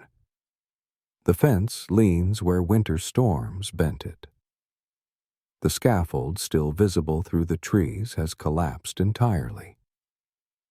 Only the block remains upright, half buried in weeds. The door creaks when it opens. No one lives here now, but sometimes strangers pass through. They look around, puzzled. They see the hearth cold and ash-stained, the bed neatly made, the sword above the mantel untouched. They glance at the ledger, but do not open it. They do not linger. There's nothing here for them. They say the last executioner lived alone, that he died sitting up, that the fire went out and he never noticed. Some believe he walked away. Others say the town buried him in secret. The truth doesn't matter anymore. Your story ends in silence. No crowd, no swing, no names shouted, no scroll read aloud. Just one man, in one chair, in one forgotten house at the edge of a fading town. Even the dog's grave has lost its marker. The apprentice never returned. The town square grew over with grass. A well stands where the scaffold once rose. Children play near it. They don't ask what came before. The townspeople still don't speak of you. But when the wind howls just right through the cracks in old windows, through the branches above the path, they close their shutters and lock their doors, just in case. Some say you walk those paths still, carrying nothing, saying nothing, just a quiet figure under a heavy sky. And in the chapel records, there is no mention of your name, just a blank line, where something once was, where something now rests. The cottage is empty now. The sword has rusted in its scabbard. The ledger remains closed, its last page untouched, the ink long dry. The path leading to the scaffold is overgrown with moss. No footsteps press its soil. No shouts echo from the square. The wooden steps collapsed seasons ago, and the block is nothing more than a warped stone under creeping ivy. There are no more names, no more scrolls, no more cries. Only the steady hum of insects in tall grass, the rustle of leaves in the morning wind, and the creak of old branches under the weight of time. The chickens are gone. The coop leans broken at the joints. The well still fills with water, though no hands draw from it. Inside the house, dust settles gently on every surface. On the table, on the cloak hook, on the mantel where the sword hangs motionless in shadow, and beneath the floor, where a single pouch of coin still rests. In a corner of the field, a flat stone lies beneath a crooked tree. No name, no carving, no flowers, just quiet, unbroken, unneeded.